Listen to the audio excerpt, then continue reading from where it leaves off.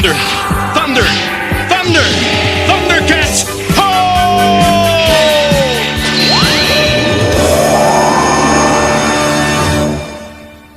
Welcome back, Bunglers, to another episode of the ThunderCats Reviews, brought to you by the Radical Retro Rewind Podcast. As always, I am your host, Radical Ryan Hunter, here with everyone's favorite brother, David, and we are doing a very theatrical episode, David.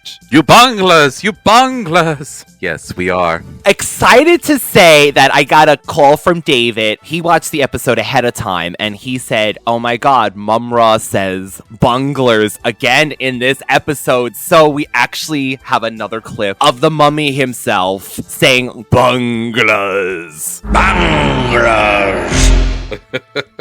Yes, we do. And David, you know, when our ThunderCats episodes comes around a month later, we have a lot of ThunderCat mail. So let's get into our mailbox, shall we? Awesome.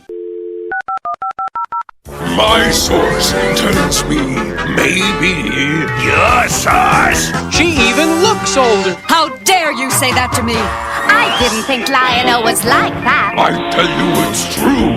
The information comes from my best source. There's another thing. According to my source, I did it for the money. and I paid the money. Are you sure your source is on our side? You got mail. And keep your foot off that blasted Sommoflan. We have lovely Leah waiting a month at a time for our episodes, and she says, hello, Radical Ryan and delightful David from down under earth. Not sure if it's the third or not. Of course, Leah is from Australia. I think that I might be Tigra. I like creating things, reading, and mostly keeping to myself. And well, I can definitely say I share those science skills. Ooh, that's always good. Love that. Weirdness of my thoughts, your thoughts, and someone else's thoughts. On Tamagar the Tuska, a gumpling? Flying dumplings? Crashing, thumping. The dumpling is definitely wearing his flying gear. I don't think it's attached. Maybe he's detached, looking at his expression. Tuscania. Not a very creative at naming, are they? So this is where the Tuscan warriors live, Tuscania. Yeah. I agree with her. There's a point where I guess you're like, couldn't you just call it anything else? Atlantis. Anything. Oh, here we go. River of Despair. Desperate for better names. You know, it's like so true. I mean, I guess I'm thinking like people like Willa name this, and they're just kind of like, well, that's the River of Despair. You know, just comes out. Why, Willow? Why do you call it the River of Despair? Because there's men there, Nada. Men. I am always filled with despair when I go there. Yeah, that's what makes it. That's how they name things. The Black Widow Shark. Does she spin shark webs? Should we be expecting a new D-grade horror movie? Yes. Black Widow Shark. Starring... Tiffany and Debbie Gibson will be... What if we have to be Sharknado? Which 10th? 10th? 11th? I think they did like 9 of them. Tara Reid, you know, she lives off those now. What do lady Tuscan people look like? Do we even want to know? Honestly, no. And actually, it seems like there is no women. Uh-huh. Captain Planet, he's been mentioned, singing the theme tune. Okay, Tigra, my mind to your mind. Why you be so sensitive to mind powers? Scuttlebutt, scuttle the thoughts of Scuttle on someone else's mental reef. This is Scuttle, because David mentioned that. What did you think was named Scuttle? You said something was named Scuttle. Are we talking about the bird from Ariel? Yeah, but you mentioned the last episode. You're like, what's that name, Scuttle? I said the mermaid. The mermaid sounded more like Scuttle, yes. You didn't enchant me at all. No, this was not Ariel. We should have done this as a tie-in to the Little Mermaid, David. Maybe we'll have to re-release that episode next month. Time for Psychic Vampire Mermaid, ThunderCats version of a siren. Freaky Freak. Tigra likes his fish. Oh, God. And then Leah says, Tigra, no! Technopede! Technopede? She asks. We found the source, and of course, snarfs into it again. Those were those hot spring actions. Uh-huh. If you know, you know. Okay, so a homing creature, a Gumplin's third Earth version of pigeons. Now that's going to be quite a mess, especially with poop, Leah. On to the Mumm-Ra burble. He's back to bungle. Mumm-Ra, the innocent burble. So much cackling. Lion-O and his camping buddy broke Cat Mountain. Will he ever return, David? Will Lion-O's man? I wish I could quit you. ThunderCats Wi-Fi issues make Mumm-Ra mad. Let's go camping. Help, I hate camping. Me too, Leah. I would, especially with bugs and things like that. No, thank you. Are you an uninvited guest? Is that you, Mumm-Ra? Why are you dressed in drag and doing the hula? Gotta love Chitara's closet. When you like something, you love it. That is the truth. That is the truth. The gray penile planet returneth in the mentioning, and then another absolutely fastic double kitty feature. Now I have to wait till next month for my kitty fix. Oh well, to the next brilliant podcast. Oh my god, thank you. Leah, we love your insights, your humor. Thank you again, Leah, for supplying the audio that you will be hearing in this episode, of course. And our main episodes of Radical Retro, Leah is continuing to help out on there with supplying us with audio clips, so it means so much. We didn't have anything in time for Mitesh yet, but we do have Zach, who has so much details and little insights for the ThunderCats fans, because he gave us such great insight to the episode. So, ho and happy Saturday. Some more Bungler mail, B-mail for you, now that I've listened to the latest episode. Zach actually did double duty. He listened to 4, our 2 double episodes together. So, he laughed out loud so many times in public during the episodes yesterday. People must have thought he was insane. I love this. But you know what? You're insane with us, Zach. Wait a minute, that reminds me of the time that you walked into somebody and you screamed at them, like in terror, but you would have walked into them to begin with. Anyway. Yeah, because I was aloof. Yeah, and I just walked into the person and they scared me. So I just screamed. I went, ah! In their face, and then walked away. My God, David. God, what's wrong with me? Just saying. So Chitara zipping over to the Burble's gold sale and later skewing herself some mermaid meat for the campfire. Delicious. Your Burble impressions and ventriloquist hose, I'm speechless. Mumm-Ra's missed opportunity to feel the fantasy as Robert Bell, so aqua pose. Because, of course, I can't say that. Those knockoff Versace steampunk glasses, fashion. And the thoughts of the ancient spirits of evil bopping up and down to the beat, music to my ears. Dance for us, Mumm-Ra. Like Mitesh says, Tamagar the Tuska has always been one of my favorites. The phase blown main ballist has come part of my weird childhood vocabulary because of this episode, even though I wasn't quite sure what it meant. I also love the Tuska-Gumplin connection, which you touched on, and the idea that the Tuskas and Gumplins have a long history together, sort of like Thunderians and Snarfs. I love this. You're right about the artwork looking differently. There are a lot of pressure to deliver the 65-episode order of the first season, and Pacific Animation Corporation did outsource some animation to other studios in Japan, Hong Kong, and Korea, which I believe Bunglers, especially in Mechanical Plague, had to have been outsourced, and we'll get into it when we get into the main episode. But they did this just to keep up. Sometimes this led to poor quality and off-model weirdness, and other times it resulted in strange anime influences, which is something, that we definitely always see. Which, honestly, I find amazing in a way, because sometimes these poses of, like, Mumm-Ra and Lion-O, And when you know...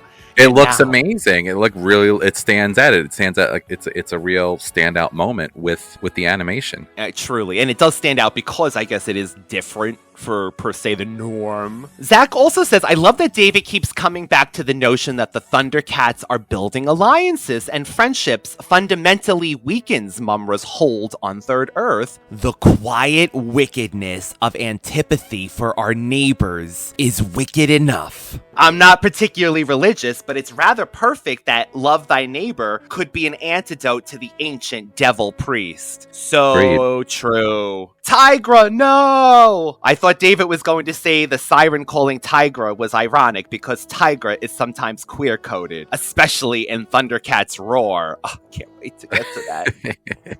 Reminds me of Tashi's Doom Gaze. You may mesmerize straight men with your evil beauty, but I am a homo. Chitara! I am a woman! And we have to talk about the music. During the Battle of the Technopede, we get to hear the second half of Chitara's theme for the first time, and it is an epic, with its epic guitar solo. We also get a nice chunk of Tiger's theme right after. Gorgeous. Okay, so on to the Mumm-Ra Burble, my birthday episode. It is a good one. Oh, and it turns out we're apparently only 3 days... I'm 3 days older than Zach. And his episode was The Trial of Mind on the 29th. I think you win, but at least my birthday can never be Thanksgiving. Yes, my birthday does fall on Thanksgiving sometimes. Double food. That's an even better reason to celebrate.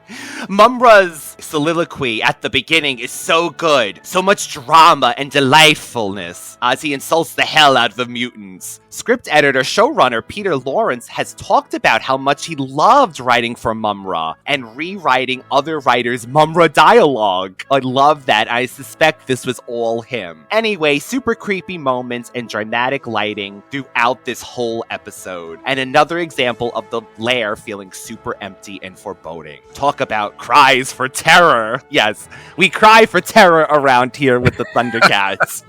And I agree with David, showboating Mumm-Ra is the biggest bungler here. David suggesting that we could have carried out this whole scheme as a tiny fly-sized Mumm-Ra reminds me of my favorite Mumm-Ra disguise of all time, the Season 3 episode, The Bracelet of Power, where Mumm-Ra does disguise himself as a fly, and he really does enjoy himself. Zach's insights are just always fantastic. We are very excited because Zach will come on the show soon on one of our upcoming double episodes we're gonna pick this man's brain, talk about his work on the official ThunderCats DVDs back in the day, and it's just amazing to have fans, of course, as we always say, our beautiful bunglers. We can't thank you enough. Yes, thank you so much. Thank you for commenting. Thank you for participating. Thank you for contributing. Truly. On to the main episode, David, Mechanical Plague, episode 48 of Season 1, with the original air date of November 27th, 1985. And of course, thank you to the ThunderCats Wikipedia for the trivia and synopsis we will be using today. Start us off, David. I know you got stuff to say about this episode. Oh. So for me, this episode was the theater episode. Life's a show, and we all play our parts.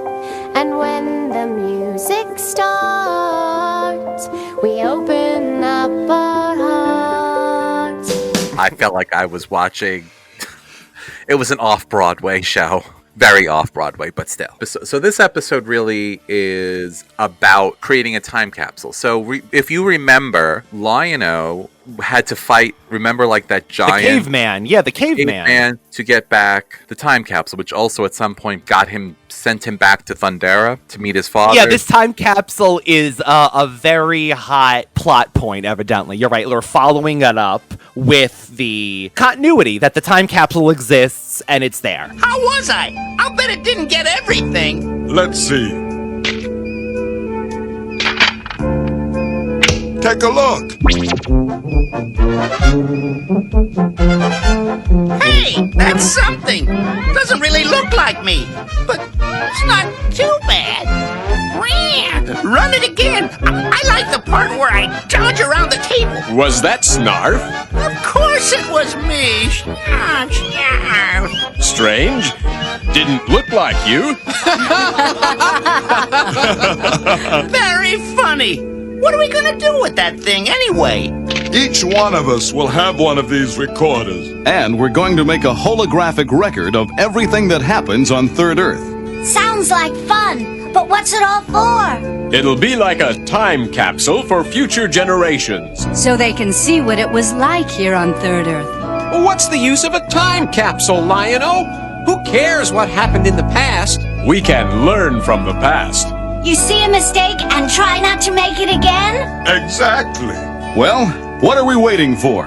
Let's get this show on the road. I thought this was actually a great idea. First of all, we're not promised tomorrow. We don't know what's going to happen. We don't know what the future is going to hold. And for the Thundercats to have the insight to say, okay, well, we're going to create a time capsule to let, next generations or even other entities, other people, other creatures, other intelligent life to see how we live. I think it's an amazing thing. I think that people have been doing time capsules, so to speak, for years. Sometimes it's inadvertently because you had a volcano cover you with ash. Pompeii style. Very Pompeii-esque. And then sometimes it's like the Boy Scouts who are putting together stuff in a little time capsule to be opened in 100 years or whatever. So I really like this. I thought it was great. So the episode really starts with Snarf being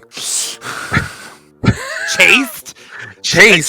This is what I put. Now, I said that day. So Snarf is being chased by what appears to be. It doesn't actually tell you that it's a camera, but you assume it's a camera watching him, right? I really feel like it was the ball from Phantasm. I was waiting to spike him out of it. So Snarf is running around and he's trying to evade this, and then he goes into an elevator. He closes it again, and then the thing actually breaks through a metal door. I actually also got with this a great Phantasm, but also that little ball that Darth Vader uses to threaten Princess Leia with that needle that comes out, that little floating droid from Star Wars, which I guess they injected her with. And now, Your Highness, we will discuss the location of your hidden rebel base. Nothing Princess Leia hasn't had, especially on that Christmas episode. Rest in peace. She's like, damn. We love you, Carrie. This is genius because, of course, there's always been documentaries. And in the 80s, of course, there was documentaries. But this is almost like reality TV, David. This is like the template. This is Panthro. We have to thank and blame for reality TV. Are you saying that he directly created the Kardashian? Yes. Well, no, Ryan, that's not true because this is Third Earth. And I believe we were Second Earth. I think we're on Second Earth right now. So the Kardashians came before Panthro. Oh, God. And matter of fact, oh my God, they are the ancient spirits of evil totems. This Courtney, Chris, Kim, and Chloe. Oh my God. Okay, that's it. That's what they're going to be forever. You all have to have somebody to blame and criticize instead of saying, what's the problem? The problem is you. Yes, it is. No. You know Kim is going to destroy this little podcast now that you said that. She's like, get my lawyers on the phone. If anything, the mom would be Mumm-Ra. Chris? Oh, yeah. Using her children to get her power. You want me to make a sex tape for you? Oh, God. Well, Mumm-Ra actually is involved in this, so we can call upon him. So there is a thing that's, I think it was Lionel that says, let's give them a good show. So this is the beginning of the puns throughout this whole episode, pertaining to theatrical things and the stage and putting on shows and a musical. Everybody set? Let's go! Ready when you are. Well, we can't wait! Right! Okay, let's make it a great show. ThunderCats!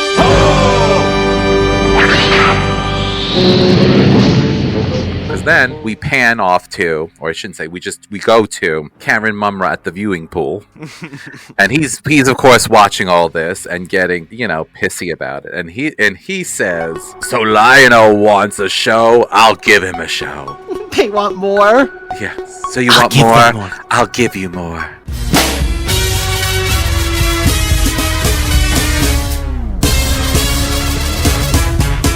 If you're looking for trouble, you came to the right place. If you're looking for trouble, look right in my face.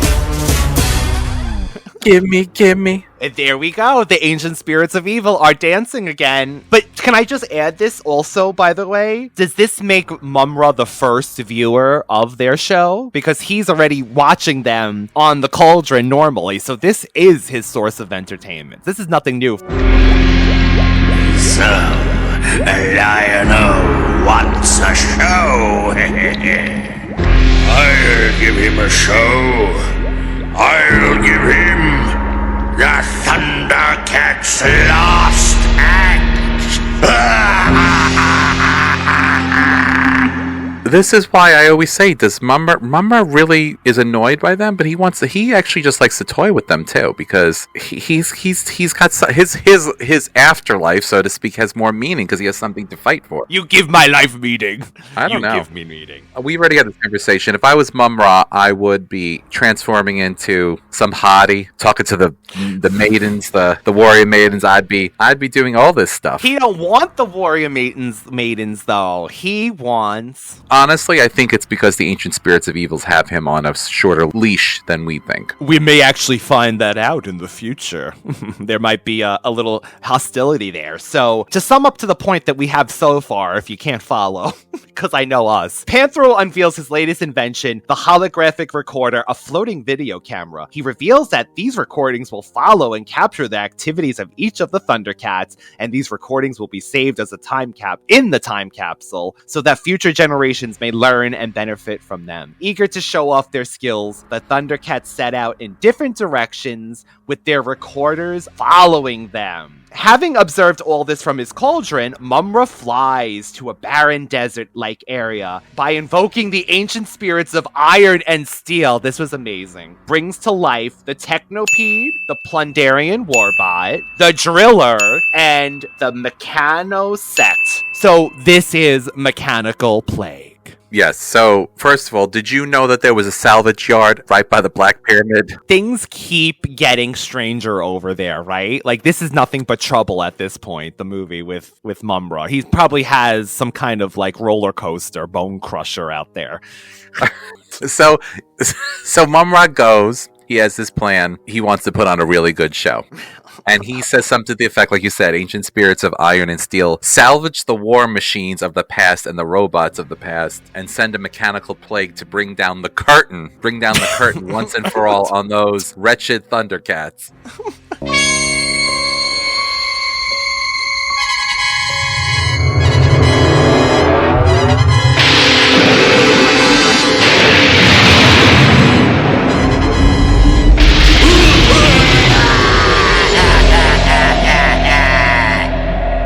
Ancient spirits of iron and steel, salvage the robots and war machines of the past.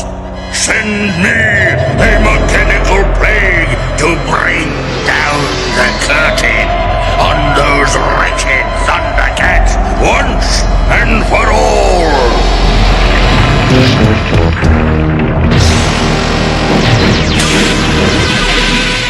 Seek and destroy! And then he keeps saying, each one that rises up, seek and destroy! Seek and destroy! Seek and destroy! Seek and destroy!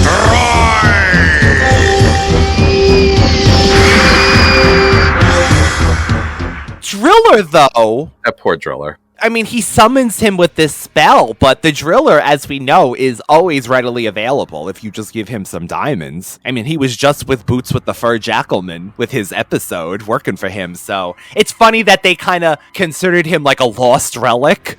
Mumra's like, I didn't give him no more diamonds no more. He rusted under there. Well, apparently Jackalman didn't help him out. Or for diamonds either. No. after they broke up the band. So there's also a part, again, that Mumm-Ra is, of course, his dialogue, his inner dialogue just comes out and just dribbles out no matter what. You may have defeated these robots at one time, but together they'll give you quite a different show. Bunch. You may have got the better of these robots one at a time, ThunderCats, but together they'll give you quite a different show. A tragedy.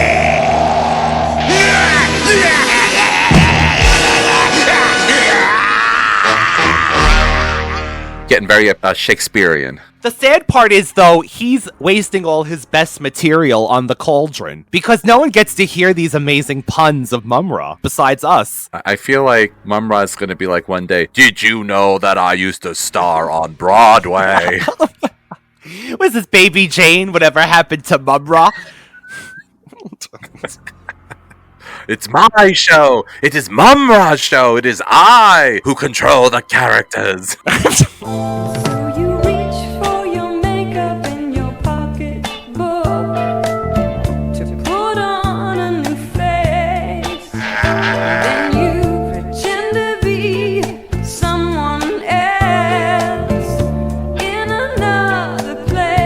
And I will not leave the stage. Music is right, and you stand center stage in the spotlight. Put on a show, you put on a show. You wanna be a star, that's who you think you are. Well, when he has Slythe appear, right, he must call the mutants at one point. Slythe is just grabbing the cauldron today. He's looking in. And then Mumm-Ra pulls his dramatic whisper act again. So, Slythe, you will never have a better chance to destroy Lionel once and for all. Gather your miserable mutants and attack him while the other ThunderCats are occupied by my mechanical blade. Now, is this again something that the actor is doing with Mumm-Ra? Like, lately, I've noticed he does these. He goes from the to now this whispering Mumm-Ra. I wonder if that's just him saving his voice, or if he is deliberately doing these more calm whispering to Slythe. No, that's the voice. That's the voice that I do when my children are doing something in public, and I'm tired of them embarrassing me. And I'm like, if you don't stop right now, you Plundarian fools! if you don't stop right now, I will kill you. No, I would never say that, but you will be in trouble later. Let's tune back in, David, to the fellow ThunderCats. Back in. What they're doing. Accolades on the last 2 episodes, and I don't want to bomb this now. I just felt the whole theatric of everything. See, what Mumm-Ra does is he gravitates on one thing, and then he fixates on it, and then he... Yes, until it fails. But it's so dramatic, and I love it. Because think about it. Again, being the sarcophagus for as long as he has, being uninterrupted by anything. Yes. I mean, it has to be boring. He's certifiably crazy. Oh, but so entertaining. Oh, God. You know, the difference between him and Skeletor is I mean, we have the mutants, but Skeletor always has his lackeys living with him. He doesn't have to go through the solo treatment. He has Panther. He's got everybody there. Trapjaw, Evil, and Beastman. Mumm-Ra is honestly all alone, besides those ancient spirits of evil that we assume he don't really want to get into conversations with. Well, maybe he should go to the animal rescue and pick himself up something. You never know. Maybe he will. Maybe he should get the Black Widow shark and put it in the pool. It's so beautiful. Can we just talk about everyone is doing amazing things, right? Chitara's running at her top speed, using her staff to run back and forth. Panthro is not only using the Thunder Tank, he is, I mean, talk about a show, David, like Linda Carter. Really felt that Panthro, if you watch it, now I could be crazy. If you watch it, you see how Panthro keeps turning around, looking at the camera. Now, I know it's probably because he wants to make sure that it's working, but it was totally giving me RuPaul Snapshot. I don't know if you know remember that song. Look it up.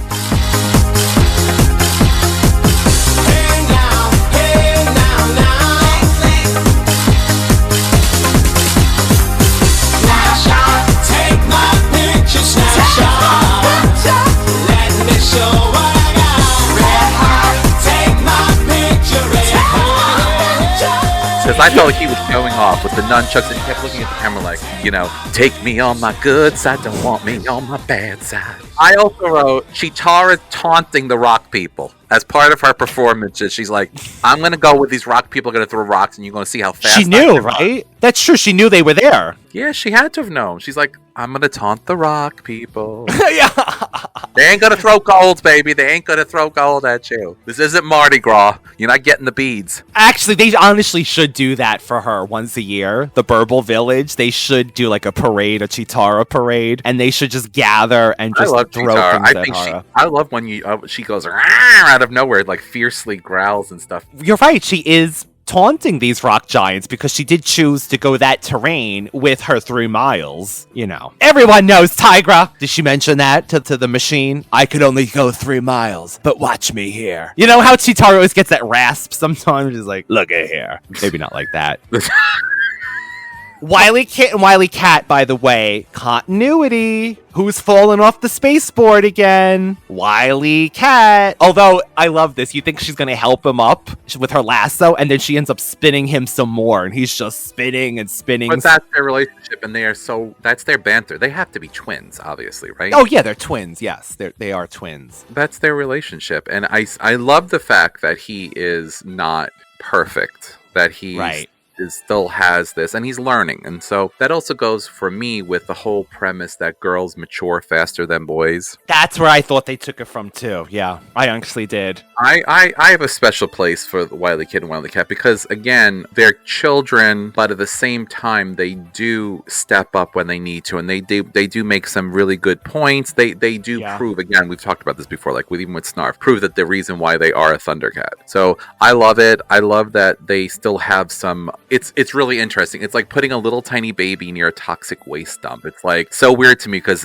Third Earth is so treacherous and horrible and dangerous, but they still have that sense of adventure and childlike behavior, and it's different, but it's refreshing in the sense and knowing that children, no matter what, are all the same. They're innocent. And they're looking for information and learning. So, and they play craps in bed because they can't go camping. Listen, sometimes you got to make money.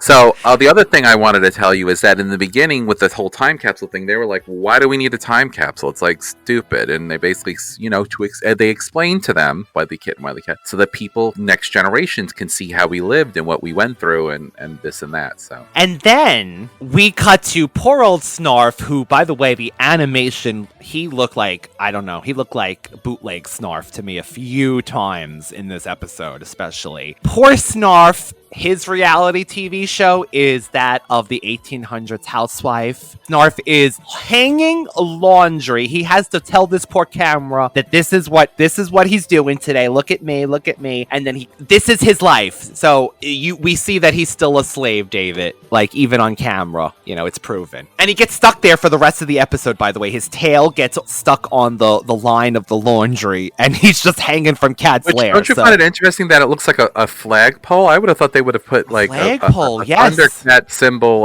I know it's on like the breastplate of the. Well, it's on everything else, David. They couldn't possibly put. It's on the toilet. It's on the buttons. It's on everything. That's merchandising. Maybe you should take a page out of that book, Radical Ryan. Well, we got a story, Radical ones. It involves T-shirts. We got to take that on the main show. It involves treachery.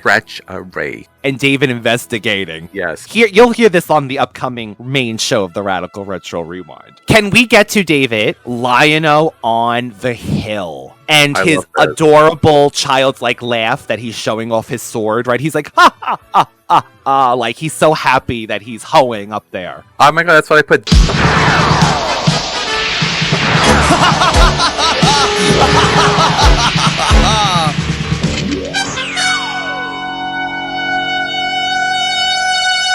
And he had dark eyes. The animation showed him with black eyes. His sword, laughing with joy as it shoots out various streams of power in different lights. Lion-O's playing with his sword, laughing with joy.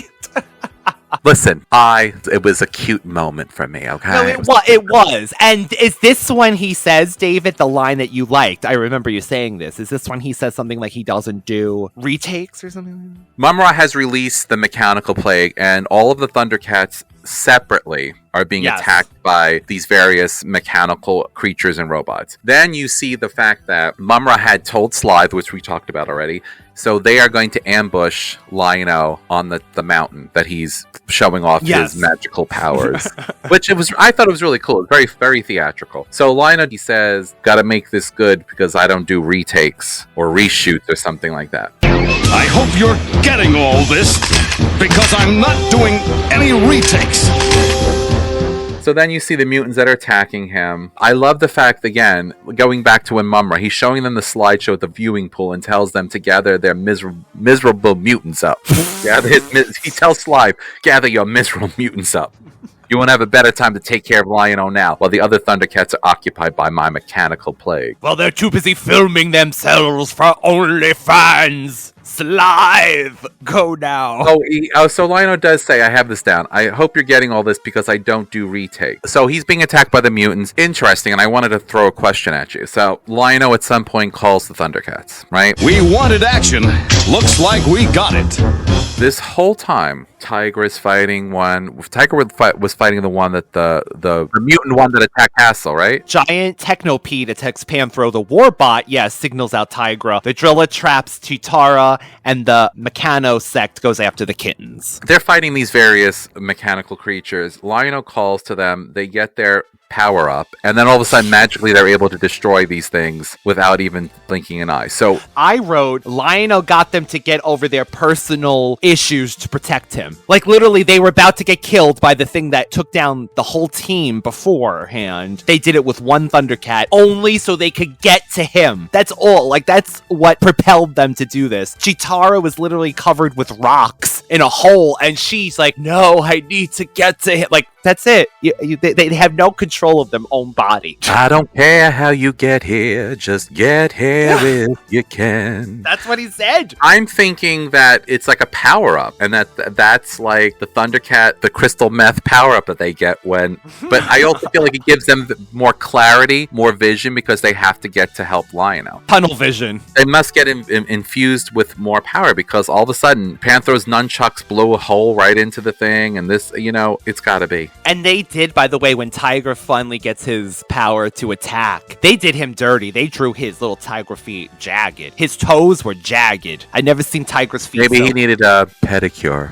He did. Poor Tigra. So under orders from Mumm-Ra, the mutants make a beeline for Lion-O, who is busy showing off her swordsmanship for the recorder. Fortunately, the Sword of Omens warns the young lord in time to use it to summon his friends. Upon seeing the cat signal, the Thundercats are endowed with renewed strength, and thus able to easily defeat their respective robot opponents. They join their leader. What's weird at this at the end, David, is they go back to find Snarf, who's hanging out, right? And they do state, Panthro mentions a quote. So basically, Hamlet exists in Third Earth, because he mentions Hamlet. I know it's for us more, say, of like the viewer at home. To me, that's like a really out there. And then the Snarf say, who's Hamlet, or what's Hamlet? Like, they know it. They just know it. No, somebody says something like, what's Hamlet? Oh, they do say that? Because I think Snarf, when he leaves, when he's walking through the door when they leave, he says, "What's Hamlet?" So he doesn't know. He doesn't know. But Panthro, very strange. Well, again, this was the theatrical show. So a few things that I also wrote down. After they get defeated, Mumm-Ra, of course, is at the viewing pool. He calls them mutants. What should he have basically expected? They're cowards. They're bunglers.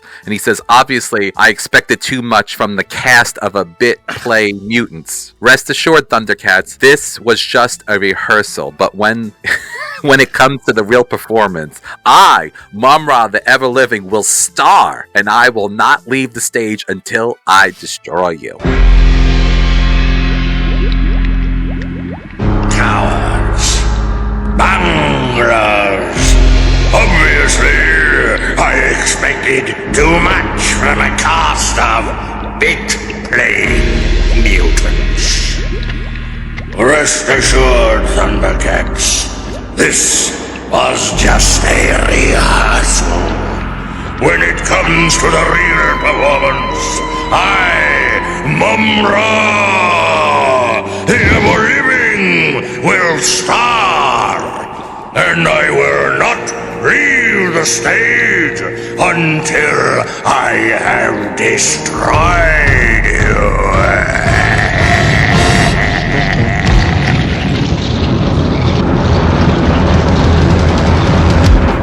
I put the note from Sister Act when Whoopi Goldberg said, "Were you a showgirl?" And she goes, "No, I was a headliner." He carried this literally through his monologue with the Mutants too. So the Mutants were like, "What the F just happened to Mumm-Ra?" Or like you said, he keeps telling them, "I used to be a rocket. These legs would kick with the best."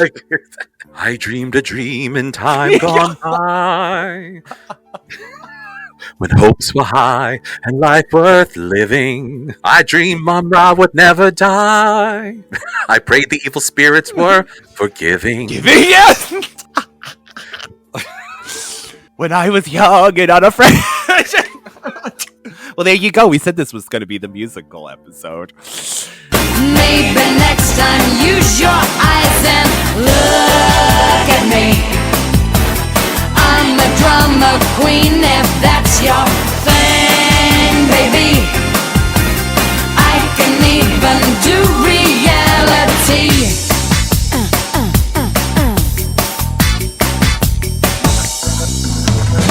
So, trivia, David? Sure. Matter of fact, there isn't too much trivia. They actually call it Notes of Interest this week. The various robots of Mumm-Ra's Resurrects have all appeared in previous episodes. The giant technopede from Tamagar the Tuska, Plunderian Warbot from Return to Thundera, Driller from Spinning Image, Return of the Driller, and Jackalman's Rebellion, and the Mechanosec also from Return of the Driller. One of the scenes in the footage of Snarf that is being played back is actually a scene from Snarf Takes Up the Challenge. This episode makes use of a lot of existing footage from previous episodes, including Exodus, Return of the Driller, Sixth Sense, Tamagar, Snarf Takes Up the Challenge, and the Time Capsule, and the show's opening titles. Honestly, an amazing, amazing episode. I think, yes, even these elements, like you were saying, tickled me pink with the Mumm-Ra's theatricalness. So this was a great episode, David. He is a star. And this was just a dress rehearsal. Remember that. Don't get it twisted.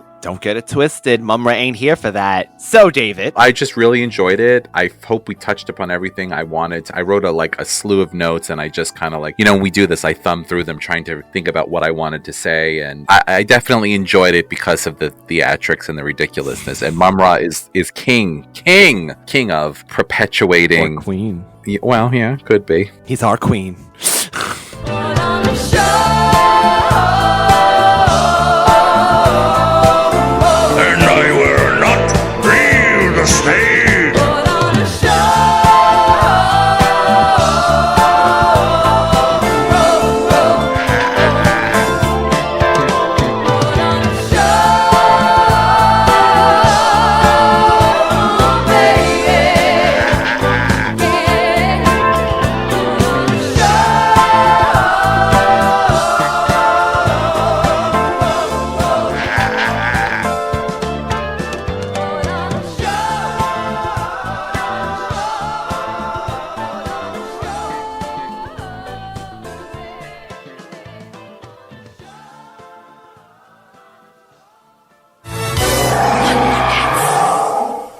You can win ThunderCats toys by playing the Bubble Yum Bubblegum, Lifesavers Roll Candy, Bonkers Chewy Candy Instant Win game. Rhino, Chitara, Mumm-Ra. To play, look for special displays in stores where you might find U1 wrappers inside packs of Lifesavers, Bubble Yum, and Bonkers. Or write ThunderCats, P.O. Box 1125, Ridgely, Maryland for free wrappers. You can win one of over 200,000 prizes. ThunderCats, ho! Trapped, episode 49 of season 1, with the original air date of November 28th of 1985. This is the feliner is caught in the middle of a torrential storm with Tigra and Chitara inside it. Despite all of his efforts, Panthro is unable to talk the spaceship to a safe landing from inside Cat's lair. Suddenly, Snarf bursts into the control room and alerts Panthro and Mumm-Ra that the Thunder Kittens are missing. Cat Slayer the Feliner, what's your status? I think the auto navigator's burnt out, and it looks like about 86% control loss in left rudder circuits. Not good. Can we talk them in safely? Frankly, Lionel, the book says no. But I never read that book. Laird of Felina, lock onto my signal. I'm talking you down.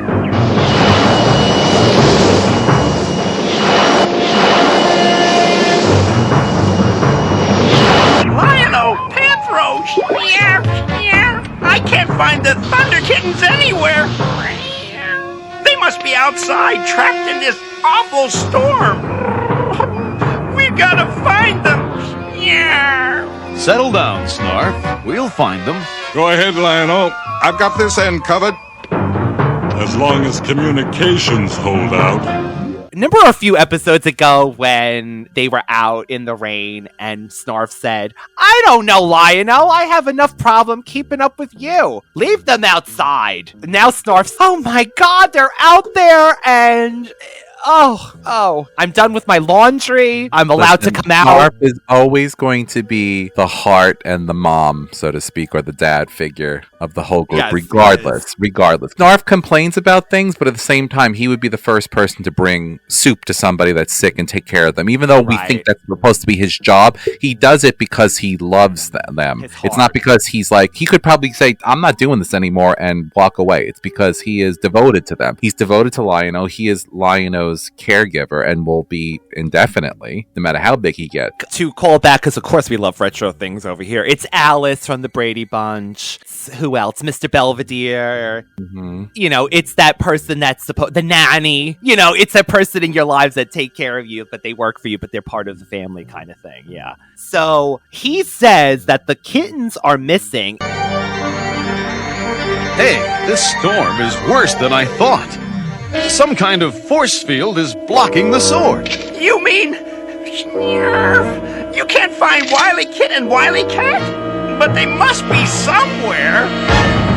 Deep inside the forest, the stranded Wilykit and Wilykat are struggling to stay ahead of the storm. By a stroke of luck, they spot a suspension capsule from the original flagship. So they did not sweep that area anymore. And by the way, was that Jaga's time capsule? Because he didn't use his. I just thought of it. Maybe that's why there was one extra one, because Jaga would have gone in the suspension capsule had he not had to disappear into dust. Oh wow, that's really great, Ryan. I wouldn't have thought of that, but yeah, maybe it was. It just came to me now, so I don't know, but... I like that, because they would have used the ones that they were in. Although, at the same time, when they arrived on Third Earth, maybe they would have... I don't know. It's like Spaceballs. Spaceballs! Everyone's trying to evacuate at the end. Watch out! Get to the evacuation thing. So, by the way, did you notice they reused... I mean, I'm sure it says it later, but they reused that scene of Wilykit and Wilykat under the tree when Lionel goes, that's the worst place to be! Get out! Away from the tree. You know, that's the first thing that I thought of. Not that it was the same scene. I heard Lionel telling them, basically, saying that's the worst. Get away from there. Get to a clearing. And yet they're doing it again. They're doing it right again. And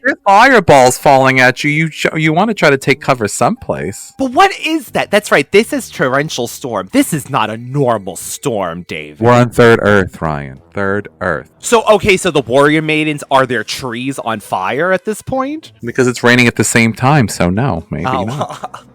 Willa! It's those cats again!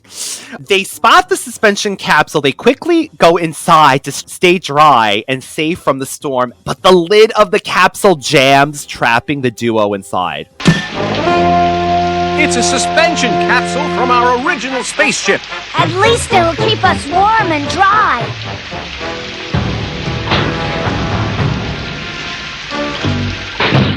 We better call Cat's Lair. Tell him not to worry.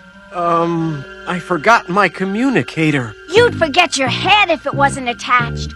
Lucky someone remembered. I spell that kind of luck B-A-D.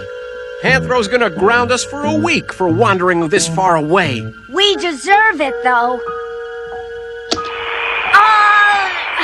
The capsule must be interfering with my comm signal. Well, go outside. I'll help you open the lid. Push, Wilykat! I am!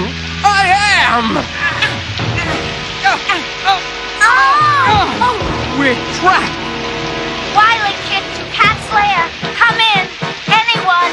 Wily! Wilykit, where in Thundera are you? Increase your signal. I can barely make you out. We're trapped inside this old suspension capsule. The lid's stuck shut.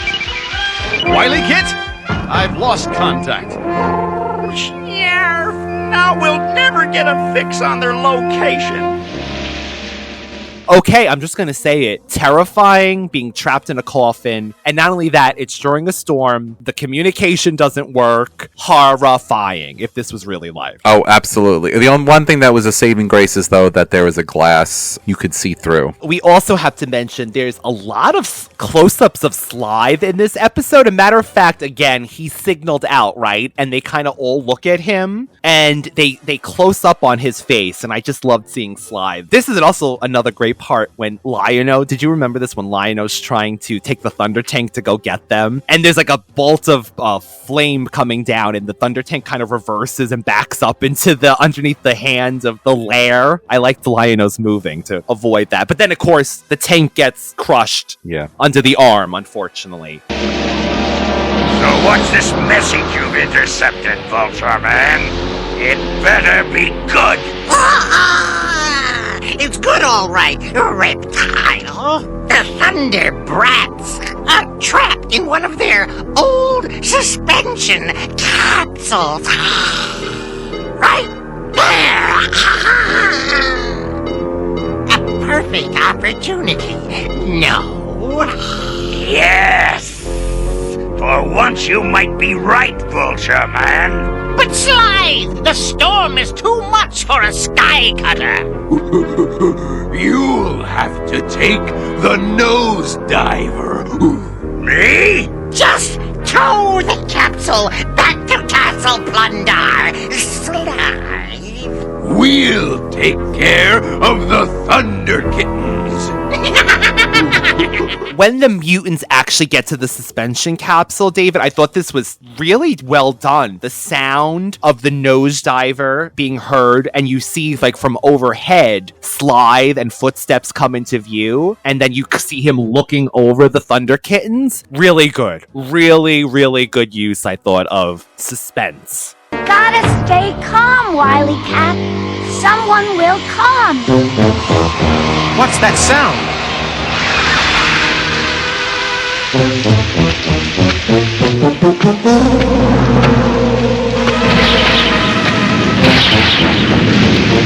Slythe! What's he doing here?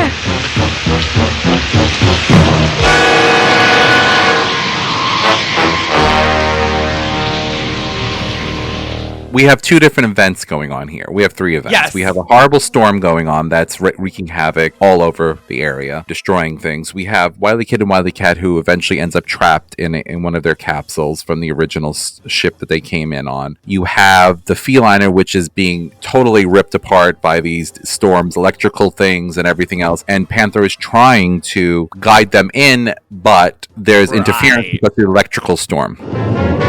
Panthro, please repeat. That flare-out jammed your transmission of the last coordinates. You're drifting 10 degrees astern. Correcting. Power down on number 2 stabilizers. Panthro, we just lost control.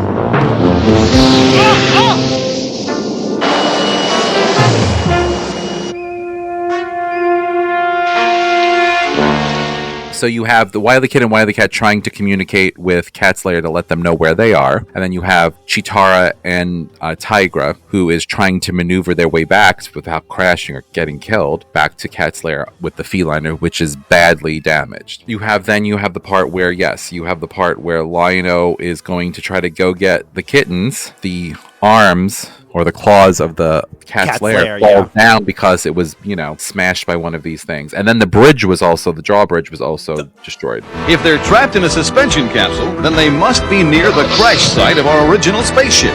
A lot of things. The odds are stacking up against them in this episode. While this is all going on, I love this. While everyone's trying to communicate with Cat's Lair, they go to Castle Plundar, and you see that apparently the mutants added a DirecTV dish or a satellite dish on top just randomly on top of the point of Castle Plundar. It's like, they have that big soccer game coming up on throwing that Plundar. satellite dish over there, that whatever, which then disappears because it doesn't stay there. So they put that up there, and then they obviously intercept. Yes, they obviously intercept the communication, so then they go for the Wilykit and Wilykat. But also, who is also intercepting that communication? And then you have Mumm-Ra at the viewing pool saying, I'm going to get in on this deal. I can do so much better with those wretched little kittens that he actually has a special hate for them. And that goes back again to To me, that goes back to the fact that they're innocent, which is totally the opposite of what he stands for, his evil powers, his evil insides. So I feel like he really has a hatred for the Thunder Kittens because they are a representation of the purest, the youngest, the sweetest, the most untouched by time. Fools! They'll ruin a perfect opportunity. If I had those wretched Thunder Kittens, I could lure Lion-O and the others to their doom. So, mine they shall be! His idea was... Maybe he doesn't like kids, though. Maybe I'm wrong. Maybe he just never liked kids. I don't know. He's disgusted. Just to prove my point, he comes off as totally disgusted with them. Like, they are beyond... Like, he can't stand the rest of them, but for some reason, there's a special place that he hates them so much. Well, so they're back to Castle Plundar, and they begin, as always, beating this time capsule with rudimentary weapons, trying to beat it, and then Mumm-Ra shows up, says, I could do something better, though, right? He does say that, like... step in? Any objections? Any objections? Yeah. Doesn't he say something like that? Like, well, if you don't mind, I'm just gonna take these kids from you. Because he says something like, no! Like, when they're beating the capsule, to me, maybe he thought he was gonna control them? I'll take that capsule if you have no objection. Stay out of this, Mumm-Ra. Yes. What? You dare challenge me? So here's my thought. So they're trying to beat open the capsule with their maces and all this, ridiculous stuff. And then Mumm-Ra comes in and says, if there isn't any objections, I'm taking them. And then Slive tries to attack him, and he says, you dare... You step to me? Step up to me and try to... So they fight for about 5 seconds, and Mumm-Ra releases his magic evil. And then he takes the capsule and starts flying off. Now, while this is going on, Cheetara has one of her premonitions. Well, they land, by the way. Yeah, they managed to land with, which I would have done to beginning. Lion-O uses the Eye of Thundera to guide them down. Which was whose idea? Whose idea? Snarf's idea. Snarf. Again, Snarf saves the day with his quick thinking. Maybe you can guide them down with the Eye of Thundera. Snarf, that's it. Thunder! Thunder! Thunder! ThunderCats! Ho!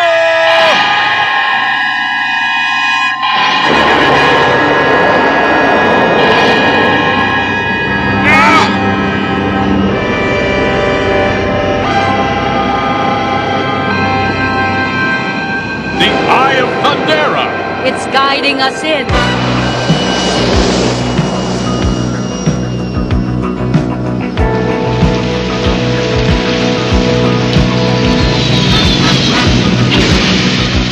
Welcome back.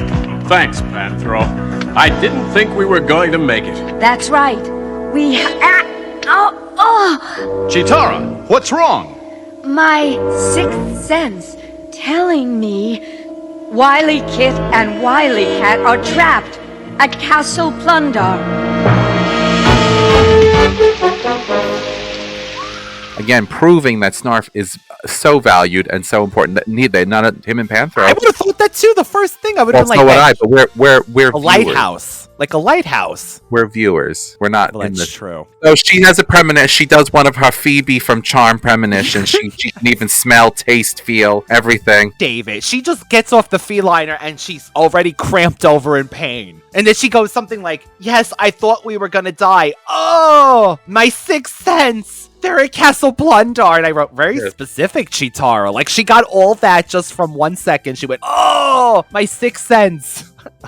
And she's like, and Snarf, you put my leotard in the dryer when I told you to air dry it. She could see past the gold sail at the Burbles, but she did see that. So...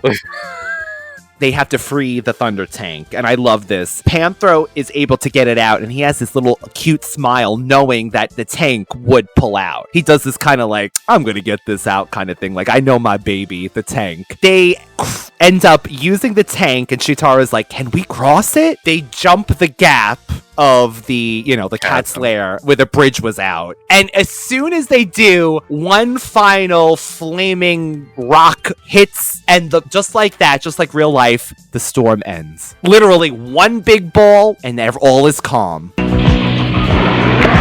Finally, the storm's over. They end up using some small charges to blow up part of the claw that's trapped on top of the Thunder Tank. They propel themselves. They build up as much speed as they can. They propel themselves. They claw of the tank is clawing its way up the side of the chasm. I had no doubt. Did you? I had no doubt. And then there's a flaming ball that's going to hit them, so they have to move quickly. So he puts the thrusters on, which I thought he would have done to begin with. Yeah. Puts the thrusters on, and they narrowly escape, and then the storm clears up. Then they're on their way to Castle Plundar. And then they see that Mumm-Ra is already towing the capsule with him, and I love this. Again, Lion-O can just send his little claw shield to attach to Mumm-Ra's cape, and he doesn't feel this. This is the second time that evidently he is weightless, Lion-O. He doesn't feel anything. Gravity. Yes! Well, there's also a part where Chitara's like, well, I guess we're going to the Black... We're following... What did she say? I guess we're following Mumm-Ra now. Yeah, they were headed to Plundar, but then they noticed him flying away with the capsules. Mumm-Ra, he's got the Thunder Kittens. Well, what are we waiting for? Let's go get him! Lion-O attaches himself. Mumm-Ra kind of finally figures it out. And they get to the Black Pyramid, and there's this battle, right? Wilykit and Wilykat, they pull out a capsule, and you're like, what are they gonna do? Because normally, wouldn't that explode inside the capsule? But we find out what they're using it for, which is smart. This time, you are doomed, ThunderCats! We've got to help Lion-O, Wilykit. But how? I've got just the thing. Did you, to kind of pull back a little bit, on the way to the Black Pyramid, they're chasing and Lion-O's attached to his cape, which should just be tattered and shredded. But anyway, I digress. Exactly. Whatever. Did you get the total vibe? Do you remember in Bram Stoker's Dracula when they're trying to beat the guys who want to kill Dracula to the castle with Winona Ryder and the whole thing? And did you get the feeling that he's racing to the Black Pyramid to get inside the pyramid with the kittens? Yes. Like, he wasn't engaging. He wasn't turning around and trying to zap Lion-O. He was trying to make it. Was that where his power is the most powerful within because of those obelisks and stuff that he's there? I think that the ancient spirit, and maybe honestly he should seal the hole off. The tip, it should close off when he comes in. Yeah. Because during that rain, why didn't it come in? I don't know, but that's the vibe I got. I got this feeling like, and it actually really enthused me. I don't know why, because I like that Bram Stoker's Dracula. Like, he was trying to beat out the sunlight or something. Like, he was running, getting to the pyramid. Yes. And it's creepier too when a villain goes back to their castle in the mountain or their evil, creepy lair. So yes, definitely. Yeah, it's home turf advantage, totally. A battle ensues between Mumm-Ra and Lion-O, which you said, and Mumm-Ra ends up besting him, and the Sword of Omens flies out of his hand. He says, "You thought you could defeat me with that, piece of tin?" Is that what he says? No, that was the last time. This one, he's just, life's a show. No! For these wretched Thunder Kittens! Hey, you miserable mummy! What?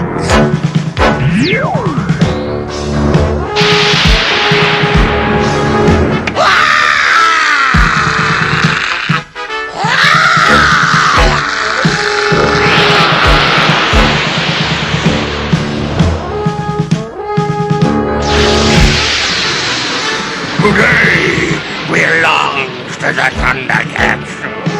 But Mumm-Ra, the ever-living, will return once more!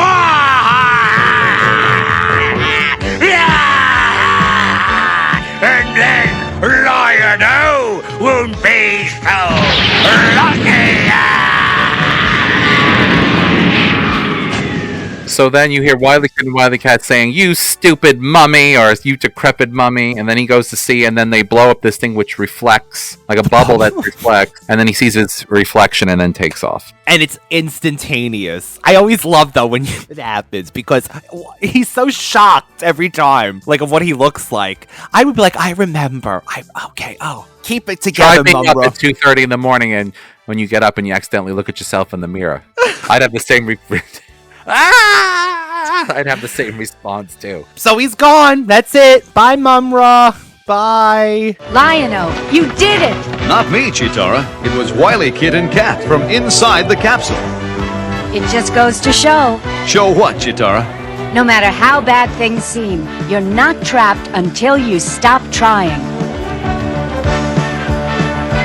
Speaking of trying, let's get them back to the lair and try to get them out of there.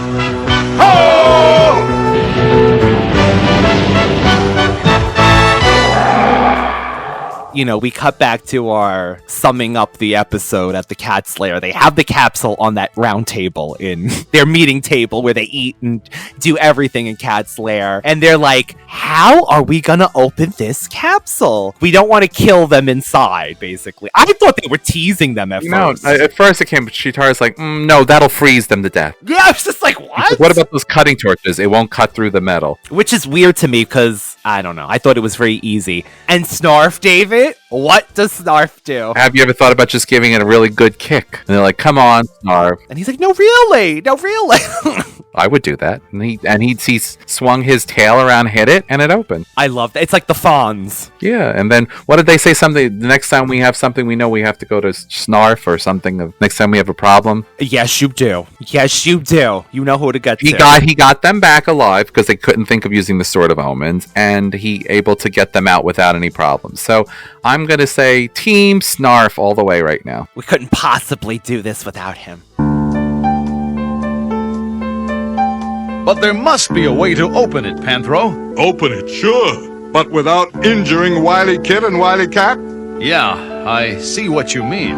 Well, you gotta do something. We're thinking, Snarf. We're all thinking. Are we gonna be trapped in here until we're old? Say we could... No, never mind. That would freeze them. How about those cutting torches? Set low. Wouldn't cut the metal. Well, we'd better think of something before their air runs out. Anyone try giving it a good swift kick? Come on, Snarf. This is serious. I am serious, Lion-O. Yeah.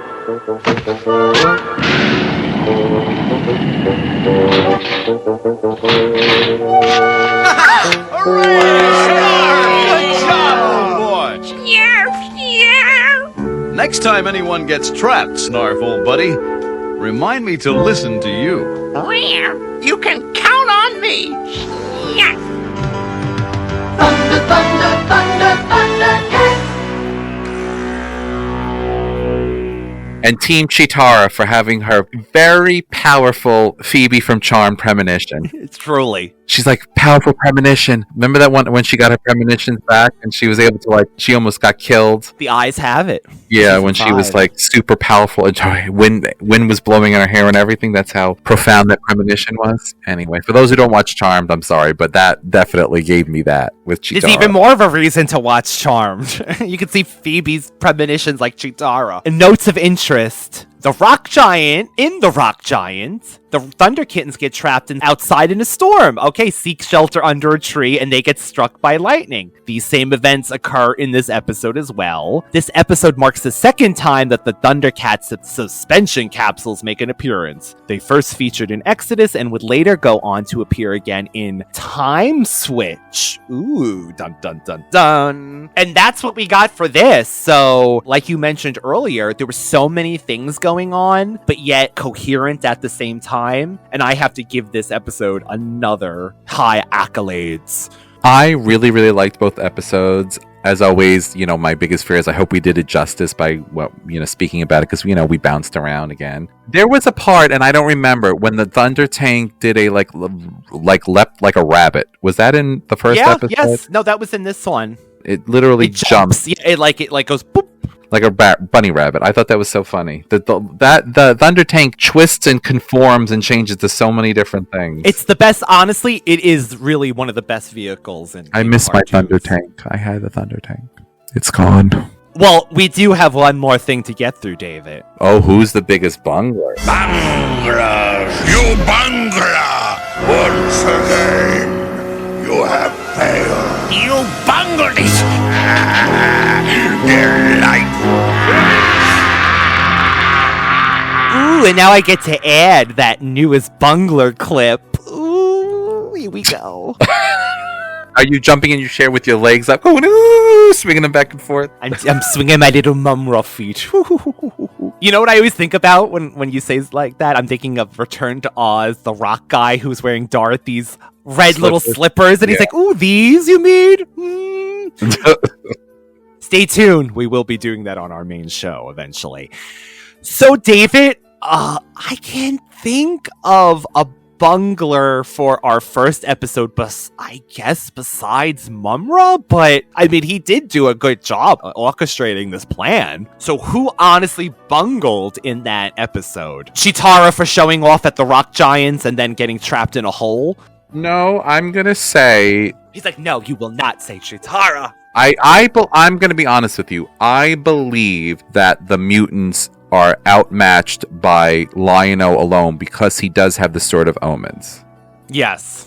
Like, they have power in numbers where Monkey can be on one side shooting and the other person could be this way. And yes, they have that. But as far as strength, as far as sheer power from the sword, I think that Lion-O is more than a match for them, considering he took on Mumm-Ra. 1000%. I'm going to say that the mutants in the first episode were the bunglers because they had the opportunity to take on Lion-O without any Thundercat help. Yes. In the beginning, and they should have worked a little faster on trying to take him down. Like, they could have blown up the mountain so he fell down the side of the mountain. They could have done other things. Right. Mumm-Ra orchestrated the whole thing, so you could say, and ultimately he bungled. But at the same time, his plan was really good as far as... It was, I mean, honestly, it was good. But the formula is the same thing, Ryan. The Thundercats, Tigra might be looking for Thundranium or whatever this, and Panther might be over here. And when he calls them with the sword, then they all come. So, except for certain episodes where you never see the Thundercats, you wonder why Tigra never showed up, or... Yeah, where could he have been? Unless he was in another, planet, like you said. Yeah, I never get that either. Or the Wilykit and Cat. So, I mean, it's not like he's never faced the mutants alone, so it's kind of, silly in one way. So, that's a bungle on Mumm-Ra's part. I hope people are keeping up with me because I'm all over the place with my thoughts. Mumm-Ra bungled the fact that he did not account for the fact that the Thundercats could still basically help Lion-O because they still could. They weren't dead. They weren't captured. They may have been pinned down someplace. So the mutants ultimately bungled because of the fact that they couldn't take on Lion-O and get the job done before the other Thundercats came to help. I'll take that because I couldn't come up with anything else. Entrapped, I would say Wilykit and Wilykat only because maybe they should have known the capsule was gonna lock, but was it just broken? So I guess I can't blame them for that because maybe they normally could open it from the inside. Because that's not a really good fail-safe if you can't open something from the inside. They seem like they could have. I guess they thought they could have. I'll say that, but I don't blame them if they thought maybe they could just, get into it for the time being. Slide? No, I mean, everyone did their part. I guess, Mumm-Ra for interrupting the mutants, beating them up? Because they could have been We would call that lack of communication. That's not what we would call it, no. Honestly, I don't think they would have done anything. I think they would have just made them cook for them. Because, they love a good slave, the mutants, so... I feel like I'm going to say the Wilykit and Wilykat because they always seem to get themselves into trouble. But at the same time, they're always out in really bad weather. bungle. You could say that Mumm-Ra bungled because once he shot the Sword of Omens out of Lion-O's hand, he became cocky and didn't keep going. Yes. Because again, You're right. if I was in this universe, I would have had. If I wanted the Thundercats dead, they would have been gone. I would have thought of it. I would have come up with an easy way to take care of it. He can appear in people's rooms from the pyramid. There's no magical shield on Cat's lair. It's not like you're in She-Ra where the Crystal Castle has a magical shield over it. You don't have that. I thought about that. I thought about that as a plot for another Thundercats episode where they were able to put some kind of a force shield and then they get trapped inside. They can't get out of the building and there's mutants inside or whatever, Mumm-Ra inside. Oh, that would be great, actually. But it could have been called Trapped, too. Trapped, too. I'm going to say they bungled because they went near a tree when they knew this shouldn't happen because this happened before. Other than that, I think Mumm-Ra bungled in the sense that once he got the sword down, he's grandstanding again. Oh, you thought that you could defeat me, that whole shebang, and I think that is really where he bungled. So that's what I'm going to say. There were little bungles here and there. The mutants bungle because they immediately go into that brute, ridiculous thing. Instead of they could have come up with a plan. What were they planning to do? Just to bash the thing open and do what with those? I'm telling you, cook for them. Use my Plundarian spices, yes. I'm going to say the biggest bungler was Ryan, who took the Sword of Omens and stabbed his own ceiling. Yeah. It is heavy, right? That sword? I like that. Nice. It's nice. They made a light-up one afterwards. That was triple the price, but, I digress. Beautiful bunglers. That was another episode of the Radical Retro Rewind's ThunderCats reviews. Thank you, as always, for your amazing support, your love, your messages. If you don't know, we are currently doing sword and sorcery movies on our main show of Radical Retro Rewind every Friday when we're not doing ThunderCats. So if you're into fantasy, if you're into swords, if you're into David, he's over there too. So come on and play with us and bring your swords. Goodbye, David. Ho. Who you calling a hoe? And I will not leave the stage